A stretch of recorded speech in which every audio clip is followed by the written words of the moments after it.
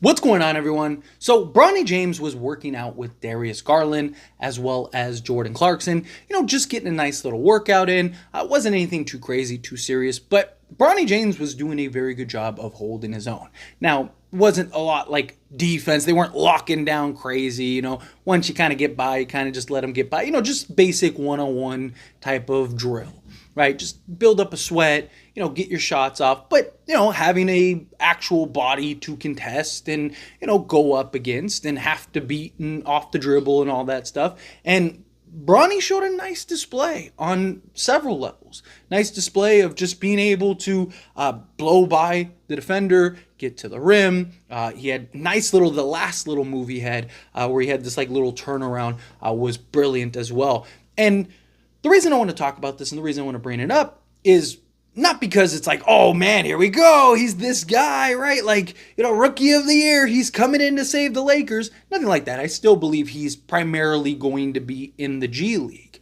But to see him be able to kind of keep up and stay within the realm. Now, it's an edited video, so we don't know, how many of those were actual, did he have 15 other ones where it was terrible, right? We don't know, but based off the information that we have and the video we have, it was a good sign. And it looked good for Bronny James going up against, a legit starting caliber all-star point guard in Darius Garland, and then a reigning sixth man of the year in Jordan Clarkson, right? A guy that I've seen many Laker fans throw out, hey, we should go get him. I'm not really high on Jordan Clarkson. I think he's incredibly inefficient, but neither here nor there, right?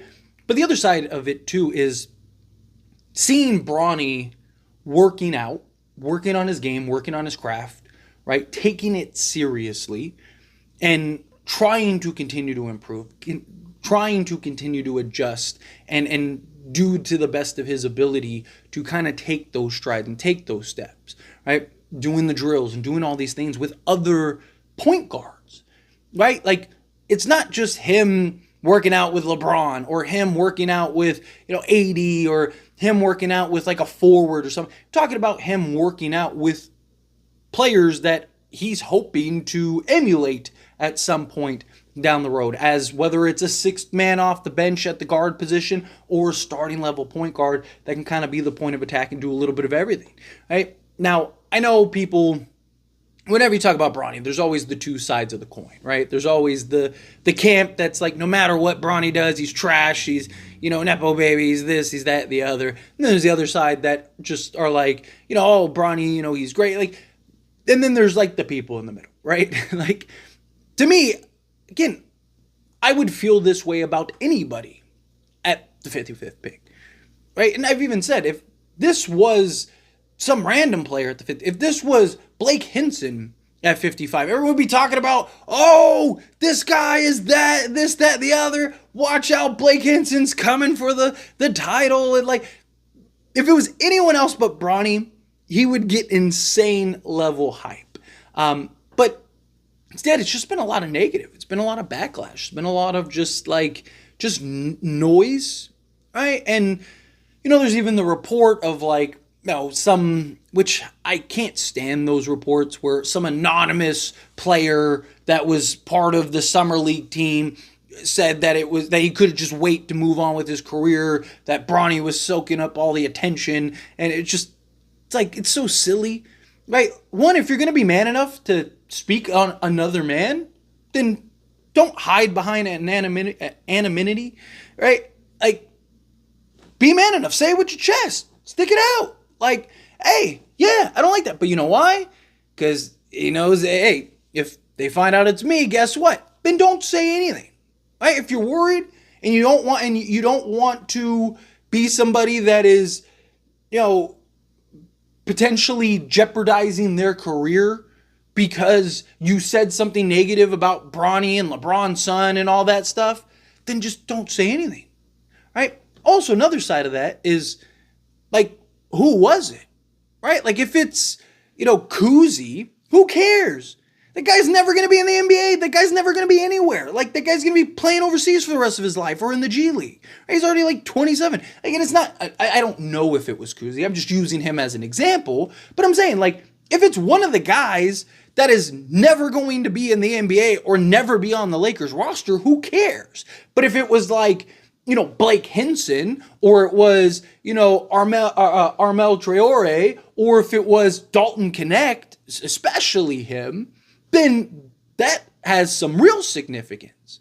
But Blake Hinson said that was total nonsense, that wherever they got that report, it was either made up or that person was lying, essentially. That, like, no, like, it was fine. Like, Bronny was great. And Bronny was good, right? I mean, he was kind of like half and half. Like, half the games he was bad, half the games he was good. But you saw, I mean, he won 2 games for them, like, literally, right? But, again, like, he's going to have that game, right? He's going to have the father-son game. It'd probably be game 1 of the season if I had to bet. He's probably going to have, a couple spots throughout the course of the season, a couple moments throughout the course of the season where he could, maybe play a significant amount of minutes, right? A couple guys are out. Hey, let's get Bronny in there and just kind of get him some reps, give him some opportunity. Can he hold his own on the defensive side type of thing, which I'm okay with, especially during the course of an 82-game season. Obviously, it depends on the Lakers' record and, where they are at. If they're like 2-10 again, it's like, no, don't put Bronny anywhere near the court. But if the Lakers, are good and a couple guys are missing, fine. Throw Bronny out there a couple games. Or depending on how things shape up, right? If the Lakers do pull off a trade or they do some stuff, you may end up needing Bronny on occasion, right? You may need Bronny, a game here and there. Just to kind of play backup minutes or something, right? Like, especially if you don't have, say, Gabe Vincent and D'Angelo Russell, right? Then, you're kind of reliant on Reeves, LeBron, probably Jalen Hood-Schifino, right? So if, like, Reeves misses a game, you might need Bronny James to go out there, which, again, I'm fine. Like, you want to get these guys some level of experience. You want these guys to get some opportunity and some feel on the court. It's one of the problems that I had, like, with Jalen Hood-Schifino last year. It was like, so many people are willing to write him off as a bust already, and it's like, how? Like, we don't know what he can be. We know he's too good for the G League. We know he's better than everyone in the G League because the dude dominated the G League. But just because he's better than people in the G League doesn't necessarily mean he's good enough for the NBA. But how do you know unless he sees the court? Right? Same thing, I said it with Colin Castleton, right? Like, at some point, you got to get Castleton out there. At some point, you got to get him some reps, right? Like, how long are you going to sit there and develop him? Like, by the time he's ready to step on the court, he's 30. It usually takes a guy a year or two to really kind of hit, where he's going to be as far as an NBA player goes. Now you're talking, he's 32. It's like, it's silly, right? So you need to kind of have and give the opportunity. I'm not saying that they have to play game in and game out, 30 minutes a game or anything like that. But, like, Bronny, Jalen Hood-Schifino, Maxwell Lewis even, give them a couple reps, give them a couple moments. Unless these guys just are, like, completely, like, they're just nowhere near ready, right? Like, but even then, like, outside of garbage time, again, can he fill in a spot? Can he play a moment? Can he, like, Bronny, I think, could slot in for 10 minutes one night and play some defense. I wouldn't be looking for him to be great offensively or anything. Can he knock down the open shot that gets generated for him? Sure, I could see that. But you kind of would be looking at him if he was to play on a given night. Again, not saying regularly. Saying, like, on a random night, random Tuesday, he's out there playing 10 minutes, right? Like, lock in, play some defense. I think he could show some good signs even on an NBA level. But it's just, again, it's great to see Bronny out there, being active, working on his game, honing his craft, playing with other point guards in the league. He's not just working with a trainer or something like that to where it's like, oh, yeah, that's cool, but, like, what does he look like with other guards?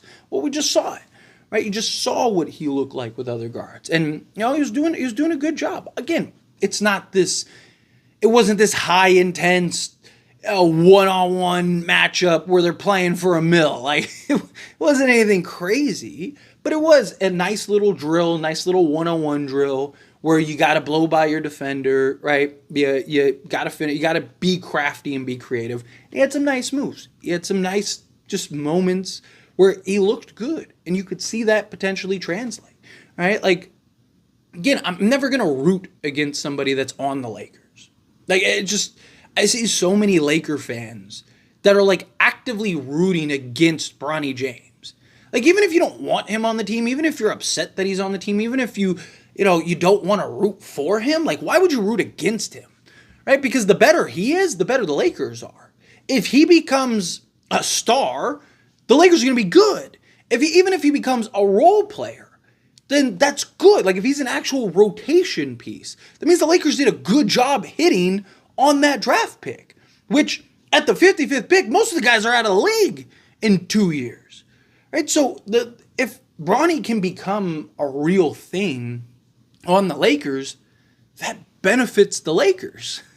So I don't understand rooting against, like, no matter who it is, right? Like, people even root against LeBron because he's a Laker. I'm not saying you have to, be like, yeah, like the biggest LeBron fan or anything like that. I'm not saying you have to, you can't be a Laker fan and not root for LeBron. But, like, why would you actively root for the failure is the point. Because if they failed, then the Lakers fail. So you're actively rooting against the Lakers, right? So your hate for this player outweighs your love for your team. What other reason is it? Like, just make it make sense. Like, so I love seeing this type of stuff. Again, even if it wasn't Bronny, if it was I made these types of videos for Max Christie and Maxwell Lewis and all these other guys, previous years, right? So, of course, I'm going to make a video about Bronny James, because this is good. This is awesome to see, and Dalton Connect, I'm sure we'll get some Dalton Connect footage at some point and talk about that, break that down, and have some conversation about that. But it's good. All right, I want to see some strides in him. I want to see his success, because if he has success, then the Lakers are going to have success.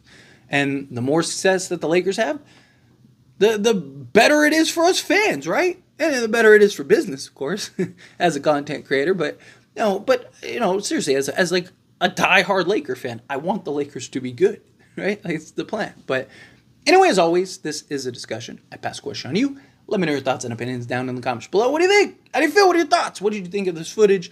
Do you like it? Do you not? Do you think, like, it just means nothing? How do you feel? Whatever your thoughts are. Love to hear it. Let me know down in the comments below. That being said, if you haven't liked this video, hit that like button. Helps me a lot. So we enjoy these types of videos, and I truly appreciate it. Not subscribe channel, hit that subscribe button. Turn on the bell notifications. Appreciate y'all. See you in the next one. Thank you.